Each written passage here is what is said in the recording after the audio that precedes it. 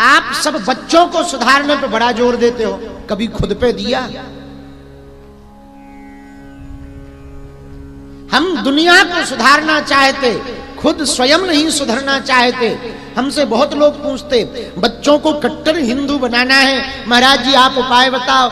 बिल्कुल पक्का सनातनी बनाना है, आप उपाय बताओ। हमारी बेटी बेटा स्कूल में कॉलेज में पढ़ने जाएं, वो किसी मजहबी के चक्कर में ना पड़ जाएं, किसी लव जिहाद के चक्कर में ना पड़ जाएं, उनका कोई ब्रेन वॉश ना कर देवे, किसी दूसरी मिशनरी के चक्कर में ना पड़ जाएं, उनको कोई बरगला ना देवे, उनको कोई बातों में ना फंसा लेवे। ऐसा कोई उपाय बताओ। तब हमारे दिमाग में एक ही जवाब आता, माता जी आप कट्टर हिंदू हो जाओ तो बच्चे भी कट्टर हिंदू हो जाएं। आप पक्के सनातनी हो जाओ, वाणी से नहीं चरित्र से। हमने कल भी कहा था, बुरा ना मानना भैया, हम लोग ज्यादातर ना क्या करते हैं, कह के ठीक करना चाहिए। क्या करके? कह कर, और ठीक कहकर बहुत कम होते हैं, कर की ही ठीक हो सकते। तो बोले सुनो, सुशीलो मात्र पुण्येन, माता के पुण्य के प्रभाव से बालक बालिका सुशीलता प्राप्त करते। लेकिन एक बात और है, पितृपुण्येन चातुरः। पर यदि पिता का पुण्य मिले तो क्या होगा? यदि माता के कृपा प्रसाद से, संस्कारों से, माता के पुण्यों से यदि बालक बालिका सुशील होंगे तो पिता के पुण्यों से बालक बालिका चतुर। 12 पुत्र पिता के धर्म, रामायण में भी वर्णन है। पिता के धर्म से ही पुत्र बढ़ेगा। यथा पिता का धर्म होगा तथा पुत्र की गति होगी। बहुत लोग कहते हैं महाराज हम तो बहुत बढ़िया हैं, बेटा बड़ा विचित्र निकला है। इसका कारण क्या है? बहुत कोई कारण नहीं है। आप कहीं ना कहीं कह करके है ठीक, करके ठीक नहीं है। यदि कहने की जगह आपकी कथनी और करनी दोनों एक रहे, आपकी कहनी और रहनी दोनों एक रहे, तो हम ये बात बहुत दावे के साथ कह सकते, आपके बालक में भी स्वभावता वही गुण आ जाएगा। पूछो कैसे? पूछो, जोर से पूछो। 4 दिन किसी से दोस्ती हो, मित्रता हो, प्रेम, और 4-5 दिन बातें करो तो उसके गुण, उसकी आदतें अपने आप अपने अंदर आने लगती। आप जिसको प्रेम करो तो उसके जैसी बैठक, उसके जैसी बोली, उसी के जैसी बढ़िया वार्तालाप अपने आप स्वभाव में, जिससे आप प्रेम करोगे, जिसकी बहुत बातें करोगे, जिससे आप बहुत बातें करोगे, जिसको बहुत देखोगे, जिसको बहुत सुनोगे, उसके गुण, उसकी जैसी आदतें अपने आप जीवन में उतरने लगेंगी। उसी प्रकार पुत्र पिता और माता के सन्निकट बहुत दिनों तक रहता है। यदि आपकी आदतें, आपके गुण पक्के रहेंगे, आप डिगेंगे नहीं, तो आपके बच्चे के अंदर भी वो आदत पड़ जाएगी। आपके बच्चे भी पक्के रहेंगे, बच्चे डिगेंगे नहीं। तो आप कहो महाराज फिर हमारे बच्चे बिगड़ क्यों जाते? तुम्हारे कर्मों के कारण। महाराज हमारे क्या कर्म है? आप अपने बच्चों को कहते हो झूठ मत बोलो, झूठ बोलने से पाप लगता है।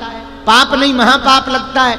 लेकिन इतने में कोई कर्जा मांगने वाला आ जाए सो अपने ही बेटे से कहते कह दो पापा नहीं। क्या कहते? कह दो पापा, पिताजी है नहीं। अब बताओ, आप ही समझा रहे झूठ बोलने से पाप लगता है और खुद ही अपने बच्चे से झूठ बुलवा रहे कि पापा नहीं है। ये दोनों अलग अलग है, हुए अलग अलग परिणाम। बच्चे के मन मस्तिष्क में एक बात बैठ गई कि ये कहने की बात है कि झूठ बोलने से पाप लगता है, बाकी झूठ बोलना चाहिए क्योंकि पापा खुद बुलवा रहे। जब पापा ही झूठ बुलवा रहे हैं तो बोलने में क्या दिक्कत? एक बचपन की बात बताएं हम अपनी। जब हम दादाजी के यहां रहते थे तो जगत भगत आते थे बहुत गुरुजी से मिलने के लिए। एक कोई सज्जन फरीदाबाद से आए, बड़े रईस आदमी थे। उनके पास में जीप कार थी जो खुली रहती थी। दादाजी से उन्होंने कहा कि हमको चित्रकूट के दर्शन करना है। तो दादाजी ने हमको इशारा किया। बुंदेलखंड में बेटा को बिटवा कहते हैं। बोले बिटवा तुम चले जाओ चित्रकूट इनके साथ, तुम भी दर्शन कर लेना और इनको भी कामतानाथ जी के दर्शन करा देना। हमने कहा जो आ गया। चित्रकूट के लिए हम गए। रास्ते में एक जगह पड़ती है सतना। सतना होते हुए चित्रकूट पहुंचे। कामतानाथ जी के दर्शन किए। तब तक किसी कारणवश शायद प्रसादी थी तो पट बंद हो गए, तो बाहर से दर्शन किए। किसी ने कहा कि इतने देर बाद पट खुलेंगे। तो उसी जीप में जो यात्री गए थे, हमको याद है, एक सज्जन ने कहा कि चलो जब तक पट नहीं खुल रहे हैं तब तक किसी सिनेमा में फिल्म देख लें। तो पहले सिनेमा छोटे छोटे होते थे, 3 रुपया 2 रुपया घंटा शायद लगता था, शायद। तो हमसे कहा चलो पंडित जी, छोटे ही थे हम बच्चे। हमने कहा बुरा न मानो, हमारे गुरुजी ने हमें आपके लिए आज्ञा दी है कि आपको कामतानाथ जी के दर्शन करवाएं। आपको सिनेमा देखना है तो देख लो, हम यहीं सीढ़ी पर बैठे हैं, आप आ जाओ लौट के सिनेमा देखकर, क्योंकि हमारे गुरुजी की आज्ञा नहीं।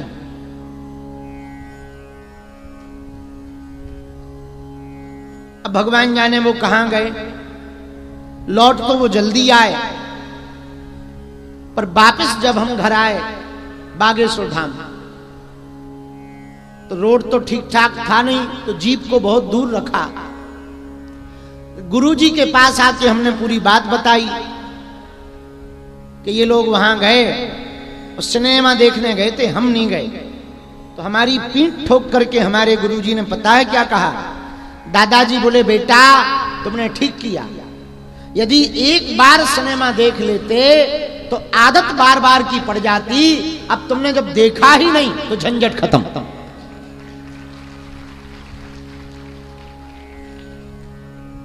एक बार देख लेने के बाद फिर आदत हो जाती। अब जब देखा ही नहीं, लो सीताराम। वो दिन है कि आज का दिन मुश्किल से एक बार बीच में कोई हमको जबरदस्ती ले गया था, द कश्मीर फिल्म फाइल्स के समय। तो हमको 15-20 मिनट में ही बहुत अजीब सा लगा। हमने कहा भैया अब बस बहुत है, अब हमको वापस जाना है। वो दिन है कि आज का दिन भगवान की कृपा से आज तक हमने सिनेमा हाउस नहीं देखा, आज तक। पर वो कैसे संभव? बाल्यकाल में यदि बिगड़ जाते तो आज जब भी मौका मिलता तो सिनेमा में घुस जाता, जब समय मिलता घुस जाता। पर बाल्यकाल में मौका नहीं मिला। लो भगवान की बड़ी कृपा है, यही हम आपको निवेदन करना चाह रहे हैं। बाल्यकाल में आप अपने बालक अथवा बालिका को संस्कारों से पक्का रखोगे, विचारों से पक्का रखोगे, संस्कृति से पक्का रखोगे, नियमों से पक्का रखोगे, आदतों से पक्का रखोगे, परंपराओं से पक्का रखोगे, आपके वो बालक किसी भी जगह चले जाएं कहीं बिगड़ नहीं सकते। किन्हीं भी परिस्थितियों में बिगड़ नहीं सकते। और बुरा ना मानना, बिहार वालों और पूरी दुनिया के लोग, जितने लोग इस बात को सुने, इस वीडियो के माध्यम से, कथा के माध्यम से हम एक बात और कहना चाह रहे। सुनो, आप लोगों ने कोयला देखा? कोयला तब तक चमकता है जब तक वो आग में रहता है, और जब तक आग के संपर्क में रहता तब तक चमकता रहता। आग के संपर्क से जैसे ही बाहर आता वो काला हो जाता। ऐसे ही जिंदगी है, जब तक तुम तुम सदगुरु महात्मा के संपर्क में रहोगे, जब तक अपनी परंपराओं के संपर्क में रहोगे, अपने आदर्शों के संपर्क में रहोगे, अपनी सनातनी निष्ठाओं के संपर्क में रहोगे, अपने पितृ तर्पण है, श्राद्ध पक्ष है और मार्जन है, नवरात्रि पर्व है, दीपावली उत्सव है, होली उत्सव है, मकर संक्रांति उत्सव है, रक्षाबंधन उत्सव है, इन सब उत्सवों के अपनी परंपराओं के संपर्क में रहोगे, तब तक तुम दैदीप्यमान रहोगे, चमक में रहोगे। जिस दिन अपनी परंपराओं से दूर हो जाओगे, तुम भी काले व फीके पड़ने लगोगे। काले या फीके का मतलब कलर नहीं बदलेगा, लेकिन आपकी वो जो मूल की मौन है, मौज है, जो आपकी प्रसन्नता है, बुरा ना मानना। कौन आदमी हैरान होता है? जिसका जो मुखौटा हो वो वैसा ही रहे, वो प्रसन्न रहता है। अब संत महात्मा क्यों प्रसन्न रहते? उन्हें कोई टेंशन नहीं, चाहे ना मेकअप बहना उनका, ना उनको झंझटों से लेना देना कि फोटो बढ़िया आएगी कि बुरी, ना उन्हें इससे लेना देना कौन भला कह रहा कौन बुरा। अब कई लोगों के बड़े बड़े लफड़े होते हैं, बोले अब ये नहीं हो सकता। कई लोगों के बैठने के लफड़े होते हैं, हम यहां नहीं बैठ सकते, हमारी बेइज्जती हो जाएगी, हमारा प्रोटोकॉल मेंटेन नहीं है। भैया, जो जितने ज्यादा लफड़े पालेगा उतना टेंशन में रहेगा, जो जितना सरल रहेगा उतना प्रसन्न रहेगा। बोलो सीताराम, जोर से बोलो। और एक बात और कहें, बहुत बार ज्ञानियों को भगवान लेट मिलते हैं, सरल को जल्दी मिल जाते हैं। हाँ, सरल को बहुत जल्दी मिल जाते भगवान। हमारा ऐसा मानना है, बाकी हम आप पे थोप नहीं रहे। भगवान को कौन सा मन पसंद है? बच्चे की तरह निर्मल मन पसंद है। रामायण में भी कहा, निर्मल मन जन सो मोहि पावा, मोहि कपट छल छिद्र न भावा। भगवान गोस्वामी जी कहते हैं, हमको छल कपट प्रिय नहीं है। बोलो सीताराम, जोर से बोलो और जोर से बोलो। सरलता आपके जीवन में आ जाए भैया, विनम्रता आपके जीवन में आ जाए तो आपकी आधी झंझटें खत्म हो जाएंगी। आधे से ज्यादा तो तुम दिखावा में मरे जा रहे। ये मकान 2 मंजिल हो जाए, बोले क्यों? बोले पड़ोसी से डबल होना चाहिए। अब बताओ, पड़ोसी से डबल बनाने के चक्कर में 2 मंजिल बना रहे। अब 2 मंजिल बना रहे, कंक्रीट लोहा सरिया लगा रहे, तब तक पड़ोसी ने 3 मंजिल बना दी, सो तुम 4 की टेंशन में हो। एक हमारा चेला है मध्य प्रदेश में, जबलपुर का। हम उनके यहां जब भी जाते थे बड़ा खुश होता था, पूरा मकान हर बार दिखाता। ये कमरा है, ये बेडरूम है, ये स्विमिंग पूल है, ये है। अभी कुछ दिन पहले हम फिर से गए तो उसने दिखाया नहीं, बड़ा टेंशन में था। तो हमने पूछा उसकी पत्नी से कि क्या बात है, तुम्हारे स्वामी जी आज मकान नहीं दिखा रहे हमको। बोले गुरुजी आजकल वो टेंशन में है। हमने पूछा क्यों टेंशन में है? बोले पड़ोसी का अब इससे बेहतर बन गया। हेलो बताओ, ये भी एक नई टेंशन। अब ये झंझटी है बेफिजूली के। अब तुम दूसरों के चक्कर में, अच्छा देखो बुरा ना मानना, बहुत से लोग पैसा कमाते हैं किसके लिए? बोले अमीर हो जाएंगे, आराम करेंगे।